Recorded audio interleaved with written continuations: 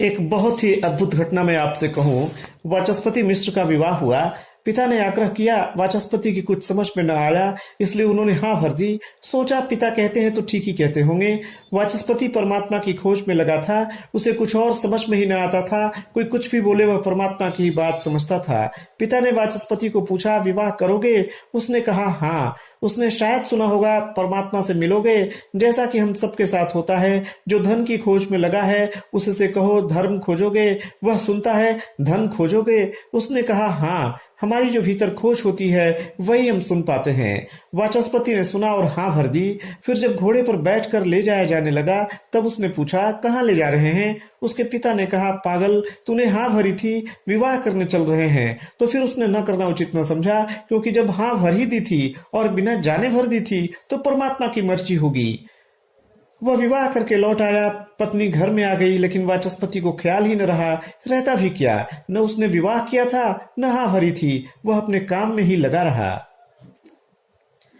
वह ब्रह्मसूत्र पर एक टीका लिख रहा था। 12 वर्ष में टीका पूरी हुई। 12 वर्ष तक उसकी पत्नी रोज सांझ दिया जला जाती, रोज सुबह उसके पैरों के पास फूल रख जाती, दोपहर उसकी थाली परोस देती। जब वह भोजन कर लेता तो चुपचाप पीछे से थाली हटा ले जाती। 12 वर्ष तक पत्नी का वाचस्पति को पता नहीं चला कि वह है। पत्नी ने कोई उपाय ही नहीं किया कि पता चल जाए, बल्कि सब उपाय किए कि कहीं भूल चूक से पता न चल जाए, जिससे उसके काम में बाधा न पड़े।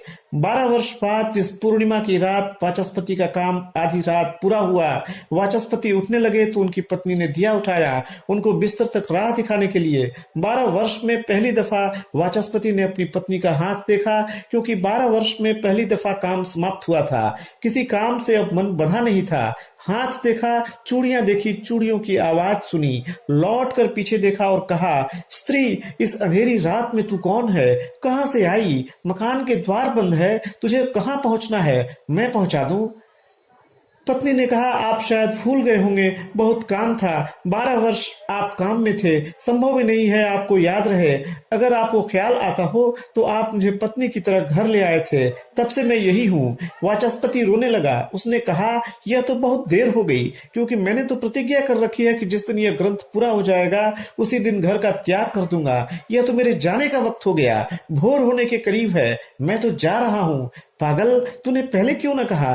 तू थोड़ा तो इशारा कर सकती थी, लेकिन अब बहुत देर हो गई। वाचस्पति की आंखों में आंसू देखकर पत्नी ने उसके चरणों में सिर रखा। उसने कहा, जो भी मुझे मिल सकता था वही इन आंसुओं में मिल गया, अब मुझे कुछ और चाहिए भी नहीं। आप निश्चिंत जाएं। और मैं क्या पा सकती थी इससे ज्यादा कि वाचस्पति की आंखों में मेरे लिए आंसू हैं। बस मुझे बहुत मिल गया, मुझे सब कुछ मिल गया। वाचस्पति ने अपने ब्रह्मसूत्र की टीका का नाम भामती रखा। भामती का कोई संबंध टीका से नहीं है, यह उसकी पत्नी का नाम है। यह कहकर कि अब मैं कुछ और तेरे लिए नहीं कर सकता, बेशक मुझे लोग भूल जाएं, तुझे न भूलें, इसलिए अपने ग्रंथ को मैं भामती नाम देता हूं।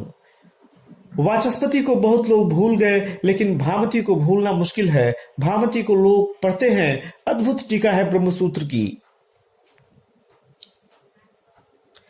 फेमिनिन मिस्ट्री इस स्त्री के पास होगी, उस क्षण में इसने वाचस्पति को जितना पा लिया होगा उतना 1000 वर्ष भी चेष्टा करके कोई स्त्री किसी पुरुष को नहीं पा सकती। उस एक क्षण में वाचस्पति जिस भांति एक हो गया होगा इस स्त्री के हृदय से, वैसा कोई स्त्री किसी पुरुष को कभी न पा सकी होगी। क्या छुआ होगा वाचस्पति के प्राण को? 12 वर्ष उस स्त्री ने पता भी न चलने दिया कि मैं यही हूं। वह रोज दिया उठाती रही, भोजन कराती रही। वाचस्पति ने कहा, तो रोज जो थाली खींच लेता था वह तू ही थी? रोज सुबह जो फूल रख जाता था वह तू ही थी? जिसने रोज दिया जलाया वह तू ही थी? पर तेरा हाथ मुझे दिखाई न पड़ा। भामती ने कहा, मेरा हाथ दिखाई पड़ जाता तो मेरे प्रेम में कमी साबित होती। मैं प्रतीक्षा कर सकती हूँ।